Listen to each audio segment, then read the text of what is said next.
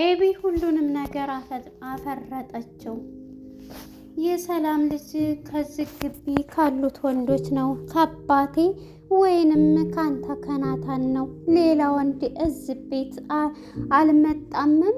ሌላም ሰው ከሷ ጋር ምንም ሪሌሽን ያለው ሰው የለም በማለት ገልጻለች ማለት ነው ኤቢ።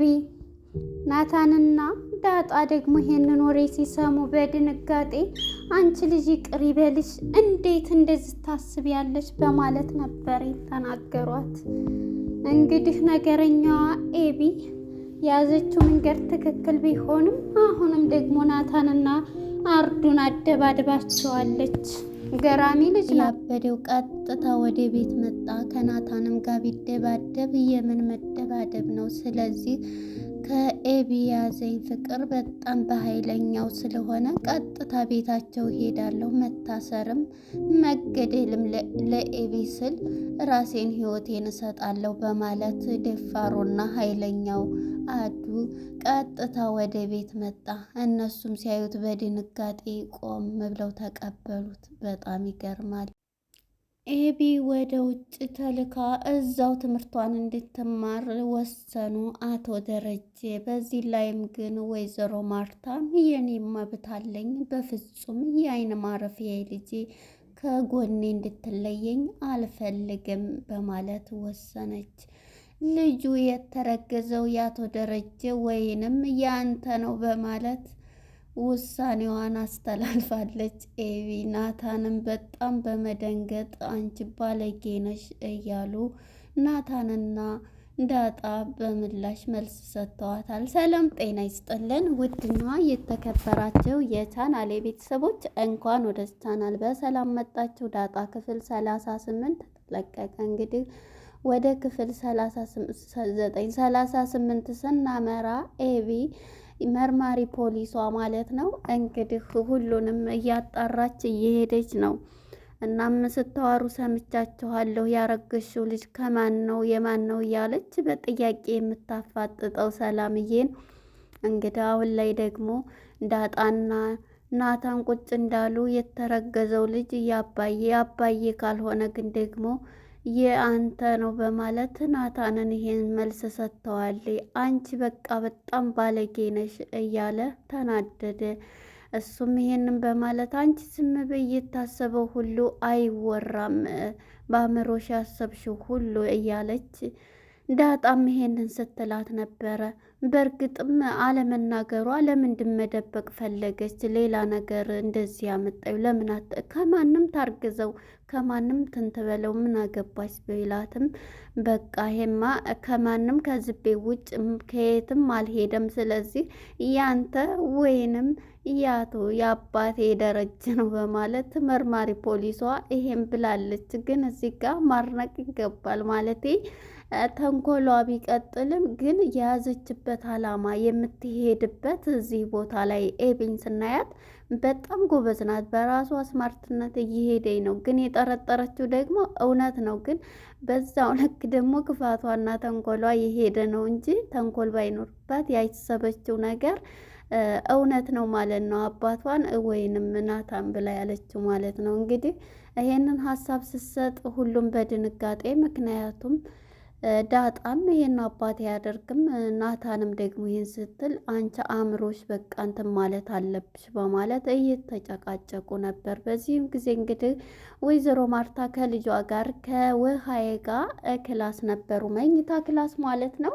እናም እያወረቻት ሳለ ምንድን ነው የሚጫጫሁት? እስኪ ሂጂ ብትላት ውሃ ምን ትመታኛለች ኤቢ፣ ስለዚህ አልሄድም ስትላትም ሂጂ ብላ በጣም ጩኸት ቢያመጡም ተነስታ እናትየዋ ለመሄድ ላይ ስትሄድም ግን በጣም በጩኸትና በመነጋገር ላይ በጣም ባለጌነሽ እያለኝ ነበር ሲላት የነበረው። እሷም ናታንን ምንድን ነው ዳጣ ምንድን ነው ብላ ብትጠይቃትም ሁሉም ጸጥ ብለዋት አልነገሯትም። እና በቃ በጣም ምን ላንቺ አያስፈልግም እያሉ ነበረ። የዚህም ጊዜ ናታንን ብትጠይቀው ናታን እንደዚህ ተናዶ ስለማያታየው ተነስተውት ናታንም ወደ ክላሱ ሄዷል ማለት ነው። በጣም ይገርማል።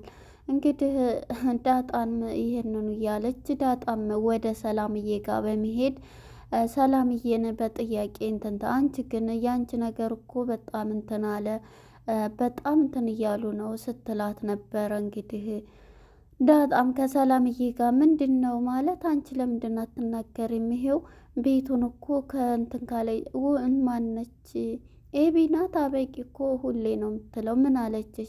ይሄን ብሰሚ ተዘጋጅ፣ ሆድሽ ያለው ልጅ ወንድ ነው ሴት ሴት ብትሆን እያለች እያነጋገረቻት ነበረ ዳጣምና በቃ አሁን የምነግርሽ ምንድን አለች? እስኪ ንገሪኝ ስትላት የምነግርሽ ነገር ላንቺ ለጽንሱም ሆነ ችግር ሊያመጣ ይችላል።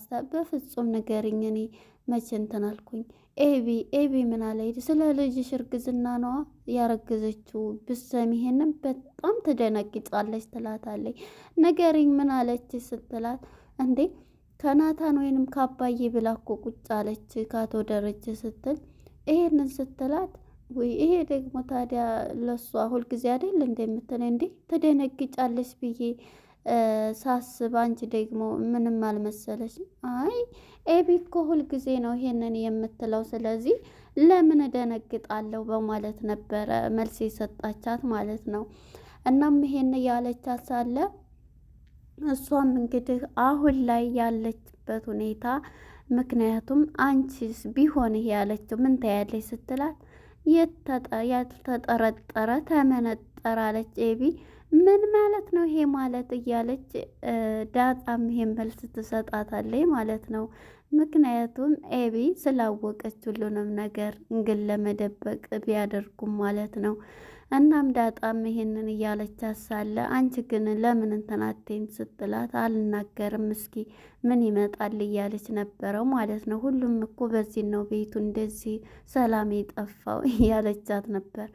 እናም ይሄንን ብላት እስኪ ስላንቺ ስትል ስላንቺ ስለ እኔ አትጠይቅኝ የራስሽን አውሪ ብላት እንግዲህ ዳጣም ተነስታ ትሄዳለች መጣሁ ብላ ማለት ነው። እንግዲህ ናታንና ናርዱም ተደባድበዋል ማለት ነው። በመስመር ላይ ሲሄዱ እንግዲህ አደባድባቸዋለች ኤቢ ማለት ነው። በአንድ እየሄዱ ሳለ እንግዲህ ከመንገድ ላይ ተገናኝተዋልና ኤቢዬ በጣም ነው እኮ የምወድሽ በጣም ነው የማፈቅርሽ እያላት ሲላት ምራቋን ትተፋበታለች። እንዳንተ አይነት ቀሽም ባላገር እንዳንተ አይነት እያለች በጣም ክብሩን የሚነካ ሆንም ስትለው ነበር። እሱ ግን ምንም አላላትም እና ኤብዬ እኔ እኮ በጣም ነው የማፈቅርሽ አይላብዬ ሶማች ቢላትም እሷ ልትረዳው አልቻለችም። ናታን የማይወዳትን ከናታን ጋር ታውቃለህ፣ እኔ የሚያፈቅረኝም የሚወደኝም የምወደውም ይሄ ነው በማለት ናታንን ልታጋጥመው ይዛው መታለች። ናታንም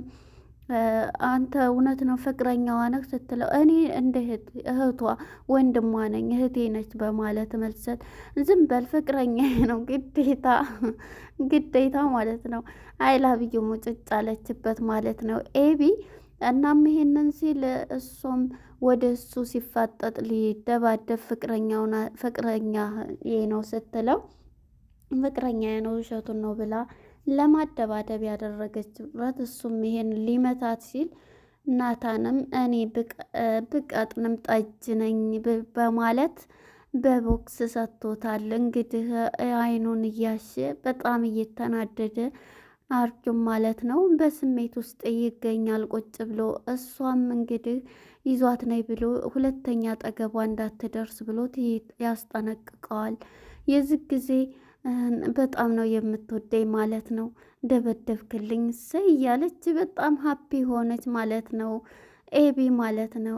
እኔ ያገዝኩት እንደዚህ ማንኛውም ሰብአዊ ሰውን ሊደባደብ ሲል የማዳን ግዴታም አለብኝ በማለት ይሄን ሀሳብ ስለምታፈቅረኝ ነው ስለምትወደኝ ነው እያለች ኤቢ ቀጽላለች ማለት ነው።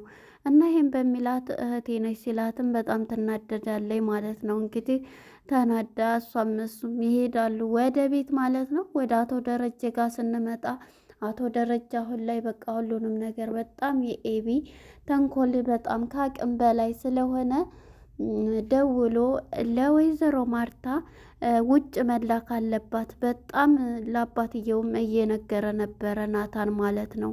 በጣም ኤቢ በጣም ኤስተር የሚባል የአእምሮ እንትን ቢያያት ዶክተር ይሻላል። በጣም እኮ ነው እንትን የምትለው እያለ ናታንም በስሜትና በብስጭት ውስጥ ስለ እሷ ይገኛል ማለት ነው። እናም በዚህ የተነሳ እሷም ይሄንን ብሎት እሱም በቃ እሷን ወደ ውጭ ወይም እንድትማር እዛ ልካታለሁ እያለ አቶ ደረጀም በጣም ተናዶባታል። ምክንያቱም ቤቱን ሰላም አሳጥተዋለች ማለት ነው። እናም ይሄንን ደውሎ ለማርታ ሲናገር ማለት ነው በፍጹም የአይኔ ማረፊያዬ ኤቢ ካጠገቤ በፍጹም አትለይም። ሌላውን ብሰማ ምን ልትሆን ነው? ምን ብላሻለ? የእሷን ወሬ እየሰማሽ ነው ይላታል። አዎ እና ስለዚህ እሷ ደግሞ ይሄንን ስትል ሂዳ ለብዙ ጊዜ አይደለም ለ2 አመት ለ1 አመት እዛ ሂዳ ትቀየራለች፣ እዛው ሂዳ ትማራለች እያለ መጀመሪያ ከናታን ጋር ሲያወራ ትምህርቷ እኮ ደግሞ ጎበዝ ናት፣ ቆንጆ ናት፣ ግን አእምሮዋ ውስጥ የሚያስበው ሁሉ በጣም እንትን ነው እያለ ነበር። አዎ ልክ ነህ በማለት አቶ ደረጀም ወደ ውጭ ለመላክ በጣም እንትን ብለዋል ማለት ነው።